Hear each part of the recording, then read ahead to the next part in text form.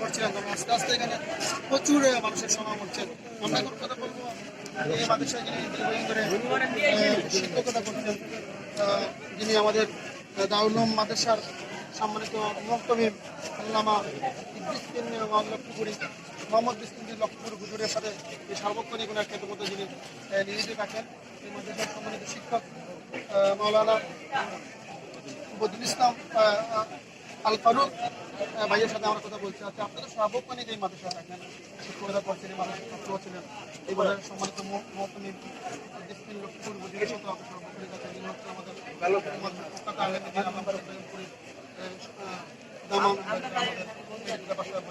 আজকে যে এই যে ওনার মাজার থেকে যে সুগন্ধি বেরোচ্ছে এবং সবাই সেটা অনুভব করছেন, আপনারা কখন জানলেন? আসসালামু আলাইকুম ওয়া রাহমাতুল্লাহি ওয়া বারাকাতুহু। আপনারা এখানে দেখতে পাচ্ছেন কানেঘাটের সকল মানুষ এসে শেখুল ইসলাম আল্লামা মুফতি বেঙ্গুলি রহমতুল্লাহি আলাইহির খবরে ভিড় জমাচ্ছে। খবরে সুগন্ধি বের হচ্ছে এশার আজানের একটু আগে। আমরা যে সময় সবাই ছাত্ররা এশার নামাজ পড়ার জন্য রুম থেকে বের হয়েছে, তো রুম থেকে বের হওয়ার পরে সব ছাত্ররা বেশিরভাগই এই খবরের দিক দিয়ে যায়। যে সময় খবরের দিক দিয়ে ছাত্ররা যাচ্ছে, এমত অবস্থায় ছাত্ররা এই খবর থেকে সুগ্রাণ পাচ্ছে। এটা আসলে গ্রানটা এমনভাবে আগর আতর অথবা গোলাপ কিছুই নাই, জীবনকে জন্যতে এটা গ্রান, এটা আলহামদুলিল্লাহ। আর ছাত্ররা যে সময় এই গ্রান পাচ্ছে, আমরা হুজুরের রুমে ছিলাম, তো আমাদের সব হুজুরের রুমে রুমে ছাত্ররা বলছে যে হুজুর এই বেঙ্গুলি হুজুরের খবর থেকে গ্রান বের হচ্ছে। আর আমরা সবাই এই সময় আসে দেখছি খবর থেকে গ্রাম বের হচ্ছে। মত অবস্থায় ছাত্ররা কিছু এই ইন্টারনেট ফেসবুকে দিয়ে দিচ্ছে, মানুষ এখন ভিড় জমাচ্ছে। আলহামদুলিল্লাহ, এখন যারা দর্শক এখানে আসেন সবই এই গ্রানটা অনুভব করছেন। আর আমাদের গ্রানটা খুব বেশি আসছে। এখন আল্লামা শেখুল ইসলাম আল্লামা মুফতি বেঙ্গুলি রহমতুল্লাহি আলাইহি মারা যাওয়ার পরে শেখুল ইসলাম আল্লামা মুফতি বেঙ্গুলি রহমতুল্লাহি খবর থেকে গ্রান আসছে। 3 মাস পরে আবার গ্রান আসছে। আর 2012 সালে আবার শেখুল ইসলাম আল্লামা মুফতি বেঙ্গুলি রহমতুল্লাহি আলাইহির খবর থেকে সুগ্রান বের হচ্ছে। আর এখন 2020 সাল শেখুল ইসলাম আল্লামা মুফতি বেঙ্গুলি রহমতুল্লাহি আলাইহির খবর থেকে এখন গ্রান বের হচ্ছে। কানাইঘাটের প্রতিটি পাড়া মহল্লা থেকে মানুষ জমায়েত হচ্ছে এখন। আলহামদুলিল্লাহ, আপনারা দেখতে পাচ্ছেন আমাদের যেহেতু আমাদের শিক্ষক, এখানে আমরা দেখতে পাচ্ছি প্রচুর লোক কম মানুষ। এখানে নিরাপত্তার জন্য আপনাদের কি ধরনের কাজ? আলহামদুলিল্লাহ, নিরাপত্তার জন্য 2012 সালে আমরা যেরকম এই বাঁশ দিয়ে বেষ্টনী দিয়েছিলাম চতুর্দিকে, আলহামদুলিল্লাহ এখন বাঁশ দিয়ে বেষ্টনীর কাজ চলছে। আপনারা দেখতে পাচ্ছেন এই মুহূর্তে ছাত্ররা বাঁশের বেড়া দিচ্ছে খবরের চতুর্পাশে। আর যদি দেখি মানুষের বেশি সমাগম, তাহলে ইনশাআল্লাহ আমরা প্রশাসনকে খবর দিব, তারা আসবে ইনশাআল্লাহ। তারা মানুষ দর্শক, আমরা কথা বলছিলাম আমাদের সম্মানিত শিক্ষকের সাথে, উনি তার অনুভূতি ব্যক্ত করেছেন। এখন আমরা কথা বলবো যে আমাদের আল্লামা মুশাহিদ বাইমপুরি রহমতুল্লাহ আলাইহির সুযোগ্য নাতি, এই মাদ্রাসা যিনি শিক্ষক হিসাবে কর্মরত রয়েছেন, হাফিজ নাজির আহমদ। আচ্ছা, আপনি তো এখানে আজকে এই যে এখান থেকে সুগন্ধি যখন বের হচ্ছিল, এই যে মাদ্রাসার ছাত্ররা ওইদিকে নামাজে যাওয়ার সময় তারা অনুভব করেন এবং অনেক শিক্ষকও বলছেন, আমরাও সেই জায়গায় গিয়েছি এবং মাজারে জিয়ারত করে আমরাও এক ধরনের সেই সুগন্ধিটা অনুভব করছি। এটা অলৌকিক মানে একটা হয়তো মানে আল্লাহ পবিত্র একটা সুগন্ধি এখান থেকে বের হচ্ছেন। আপনি তো গিয়েছেন এবং আপনি কিভাবে এটা দেখছেন? আসলে এই গ্রামটা আল্লামা মুশাহিদ বাইমপুরি রহমতুল্লাহি আলাইহি, ইমাম বুখারী রহমতুল্লাহি আলাইহি খুব ফেদা ছিলেন। এই জন্য ওনার ইমাম বুখারী রহমতুল্লাহি আলাইহির খবর থেকে এরকম গ্রাম বাহির হয়েছে, এটা সবার জানা। আমি মনে করি যে এর ধারাবাহিকতায় ইমাম বুখারী রহমতুল্লাহি আলাইহি যে তিনি ফেদা ছিলেন, মহব্বত করতেন, এই জন্যই তার খবর থেকে গ্রাম বাহির হইতেছে। আসলে এই গ্রামটা যারা এখানে উপস্থিত না হয়ে অনুভব করতে পারবে না, মানে এমনি এটা কাউকে বোঝানো যাবে না। এবং আল্লামা লক্ষ্মীপুর হুজুরের কথা মতো মানে এটা প্রায় সবসময় প্রবাহিত থাকে, কোনো সময় এটা বাড়ে। যখন এই গ্রামটা বাহির হয়, মানে প্রবাহিত হয়, বেশি হয়, তখন 1 দিন বা 2 দিন পর্যন্ত স্থায়ী থাকে, তারপরে আবার বন্ধ হয়ে যায়। তো আলহামদুলিল্লাহ, আল্লামা মুশাহিদ বাইমপুরি রহমতুল্লাহি আলাইহি ছিলেন সমকালীন মুসলিম বিশ্বের শ্রেষ্ঠ ইসলামী চিন্তাবিদ। এবং অনেক আলেমের মন্তব্য, বাংলাদেশের অনেক বড় বড় আলিমের মন্তব্য এমনও যে আমাদের বাংলাদেশের বুকে এত বড় আলিম আল্লাহ পাক রব্বুল আলামিন কেমনে দান করলেন, আজ নিশ্চয়ই এটা গৌরবের বিষয়। দর্শক, আমরা কথা বলছিলাম আমাদের বাইমপুরি রহমতুল্লাহ আলাইহির নাতি, সুযোগ্য নাতি হাফিজ নাজির সাহেবের সাথে, এবং উনি তার অনুভূতি ব্যক্ত করেছেন এবং উনি বলছেন যে ইমাম বুখারী রহমতুল্লাহ আলাইহি, যিনি হাজার হাজার হাদিস যিনি কারো মানে পবিত্র কালামের কালামের কিতাবের প্রয়োজনে উনি হাদিস করেছেন এবং ইমাম বুখারীর একজন সার্গিদ ছিলেন উনি এবং ইমাম বুখারীকে তিনি অত্যন্ত ভালোবাসতেন, মহব্বত করতেন।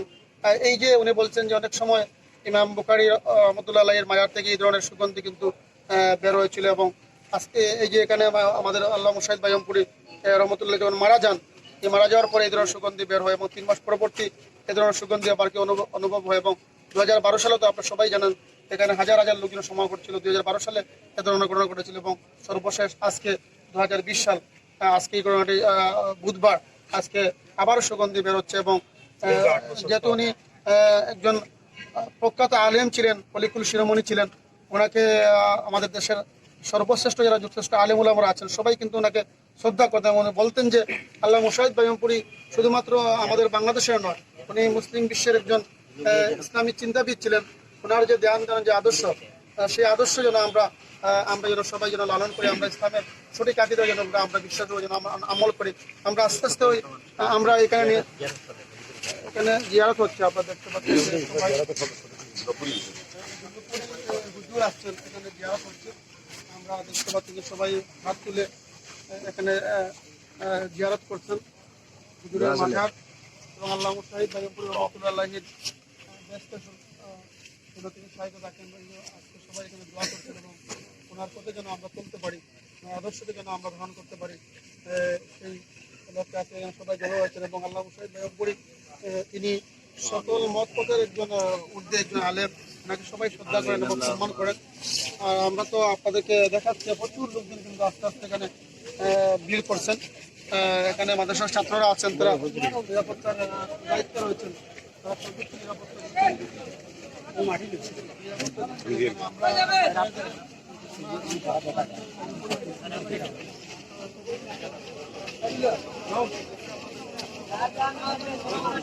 আপনারা বাসর ভিতরে যেন ঢুকুন না যেন।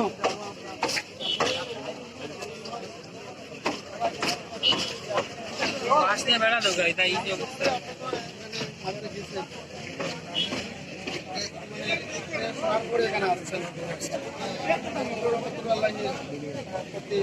ভালোবাসা আছে,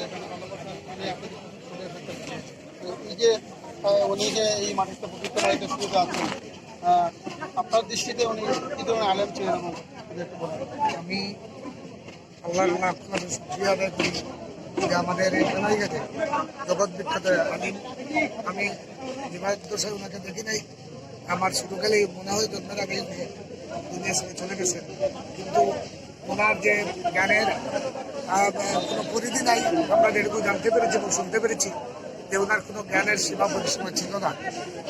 বিভিন্ন কারণে আল্লাহ ওনাকে আমাদের এলাকায় সৃষ্টি করেছিলেন, এই কারণে জানি না এটা আল্লাহর রহমত, আমরা রহমত স্বরূপ ওনাকে দেখি এবং আমরা আশা করি মহান রব্বুল আলমের কাছে প্রার্থনা করি আল্লাহ যেন ওনাকে পরকালে ভালো রাখেন এবং জান্নাত নসিব করেন। আমরা কথা বলছিলাম আমাদের এখানে পৌরসভার 1 নং ওয়ার্ডের কাউন্সিলর 2 নম্বর কাউন্সিলর শরীফুল সাহেবের সাথে উনি বলছেন যে বাইয়মপুরী রহমতুল্লাহ এই গ্রাম যেটা হচ্ছে বাইয়মপুর, সেই গ্রামের ওনার বাড়ি এবং ওনার যে জ্ঞানের পরিসীমা যেটা উনি বলছেন যে উনি আল্লাহর রহমত স্বরূপ হয়তো আমাদের এখানে জন্মগ্রহণ করেছিলেন এবং ওনার অসংখ্য কিতাব রয়েছে, উনি অসংখ্য ইসলামিক বই উনি রচনা করেছেন এবং ওনার বইগুলো যারা আলিম উলামারা এখনো পর্যন্ত পড়েন এবং প্রত্যেকটা মাদ্রাসা ওনার বইগুলো সিলেবাসের অন্তর্ভুক্ত রয়েছে এবং আল্লামা শাহিদ বাইয়মপুরীকে বাইয়মপুরের আদর্শকে ধারণ করে এই সিলেটের হাজার হাজার আপনারা দেখতে পাচ্ছেন যে কমি মাদ্রাসা আছে, সেই কমি মাদ্রাসাগুলো আজকে মানুষের সাহায্যে সহযোগিতায় মাদ্রাসাগুলো পরিচালিত হচ্ছে। আর এখানে হচ্ছে যে শাহিদ বাইয়মপুরী রহমতুল্লাহ আলাইহিকে সবাই অনুসরণ করেন এবং যার কারণে একথাই আমি বলতে চাচ্ছিলাম যে আমাদের একটা রেওয়াজ, ইনশাল্লাহ আমরা যে কাজই শুরু করি না কেন আমরা প্রথমেই জগৎ বিখ্যাত আলেমের এই আলেমের নাম নিয়েই আমরা সব কার্যক্রম শুরু করি। যেমন আজকে আমি একটি টিভি সাক্ষাৎকারে প্রথমেই আল্লাহর রহমতে আমি ওনার নামটি নিয়ে এসেছি এবং গর্ববোধ করি এজন্যই যে আল্লাহ ওনার গ্রামেই আমার জন্ম দিয়েছেন, এজন্যই শুক্রিয়া, আল্লাহর লাখ লাখ শুক্রিয়া আদায় করি। আজকে এই যে হাজার হাজার মানুষ খবর পেয়ে আসছে, ইনশাল্লাহ এটা আল্লাহর একটা রহমত। আমি মনে করি মাঝে মধ্যে আমরা হয়তো ওনাকে ভুলে যাই, এই যাতে ভুলে না যায় আল্লাহর রহমত মাঝে মাঝে দিয়ে আমরা তাকে স্মরণ করা। কাউন্সিলর শরীফ ভাই যে কথা বলছেন, আমরা দেখছি যে স্বাধীনতা পরবর্তী আমরা দেখি যে প্রত্যেকটা নির্বাচন যখন হয়, জাতীয় সংসদ নির্বাচন, স্থানীয় নির্বাচন, তখন কিন্তু শুধু এখানেই নয়, বিভিন্ন এলাকার লোকজন এখানে এসে বাইরের মতো লেখা পরিচালনা করে তারা নির্বাচনী প্রচারণা কার্যক্রম শুরু করেন। কোনো ভালো কাজের যখন একজন মানুষ যখন কোনো ভালো কাজ করবেন তখন এই মাজারে ওনারা চলে আসেন এবং ওনার জিয়ারতের মাধ্যমে ওনাকে সেই ভালো কাজটি যাত্রা করেন। এবং আপনারাও দেখতে পাচ্ছেন যে প্রতিদিন কিন্তু অসংখ্য মানুষ দূর দূরান্ত থেকে ওনার কবর জিয়ারত করতে দেশের বিভিন্ন এলাকা থেকে আসেন। আজকে এই সংবাদ ছড়িয়ে পড়ার পর এখানে তো আপনারা দেখতে পাচ্ছেন যে প্রচুর লোকজন। আমি দর্শকদের বলতে চাই যে উনি আল্লামা শাহিদ বাইরামপুরি রহমতুল্লাহ, তিনি মানে যখন আমাদের পাকিস্তান, যেটা পূর্ব পাকিস্তান, পশ্চিম পাকিস্তান ছিল, তখন তিনি আমাদের যেটা বলি সংসদ সদস্য, এমএলএ ছিলেন এবং নির্বাচিত ভোটের এমএলএ হয়েছিলেন। এই এলাকার জনপ্রতিনিধি সভাপতি ছিলেন এবং পার্লামেন্টে ইসলামের পক্ষে কিন্তু ভূমিকা ছিল এবং সেটা কিন্তু এখনো পাকিস্তানের সংসদে সেটা লিপিবদ্ধ আছে। এবং তিনি সবসময় ইসলামের পক্ষে কথা বলতেন, ইসলামের আকিদা বিশ্বাসের তিনি কথা বলতেন। এবং মৃত্যুর আগ পর্যন্ত আপনারা জানেন যে যখন মারা গিয়েছিলেন তখন আমাদের ঈদুল আজহা ছিল, ঈদের দিন তিনি ইন্তেকাল করেছিলেন এবং তার ইন্তেকালে স্তব্ধ হয়ে যায় কানাইঘাট, সারা সিলেটের মানুষের সুখে সুকারিত হয়ে পড়েন। এবং তার যখন জানাজা নামাজ হয় তখন লাখ লাখ মানুষ এই জানাজায় অংশগ্রহণ করেছিলেন। আর তিনি এই মাটিতে শুয়ে আছেন, এই মাদ্রাসা তিনি মাদ্রাসা প্রতিষ্ঠা করেছিলেন, এই মাদ্রাসা তিনি শুয়ে আছেন এবং প্রতিদিন লোকজন দূর দূরান্ত থেকে এসে ওনার মাজার জিয়ারত করে থাকেন। আপনারা আমরা দেখাচ্ছি, দেখতে পাচ্ছেন যে প্রচুর ভিড় হচ্ছে এই জায়গায়। আমরা আস্তে আস্তে ওইদিকে আপনাদেরকে নিয়ে যাচ্ছি।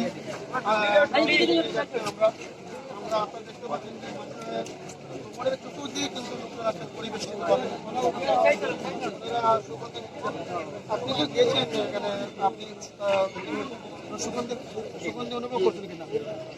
কি ধরনের এই সুগন্ধিটা আপনার কাছে লাগছে?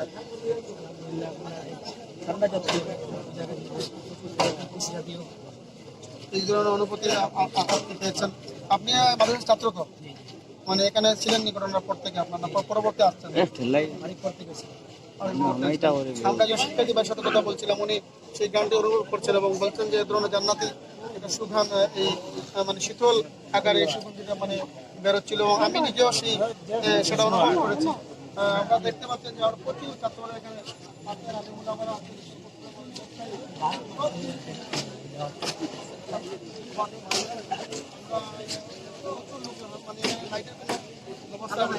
আলো নেই, হয়তো আলোর ব্যবস্থা করা হচ্ছে।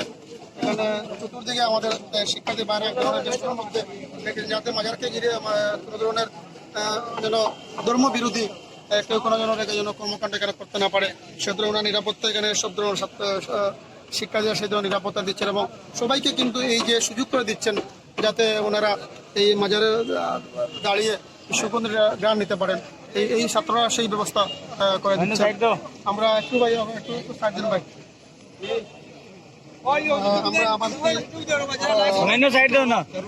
আমরা তো দেখাচ্ছি এখানে।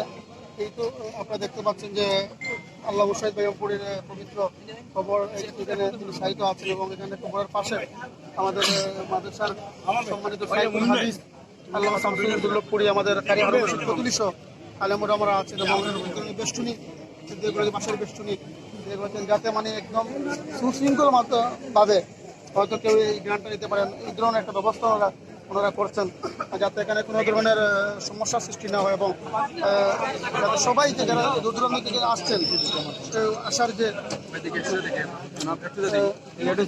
নিতে পারেন।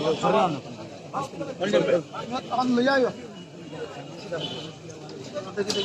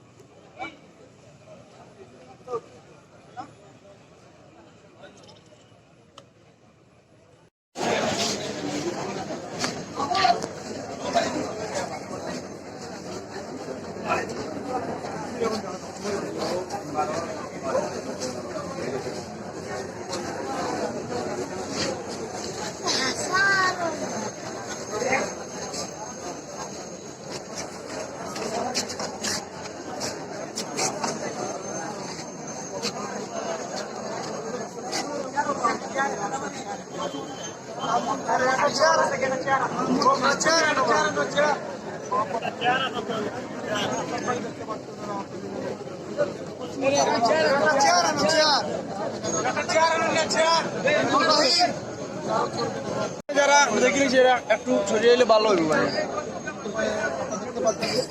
নামছেন এবং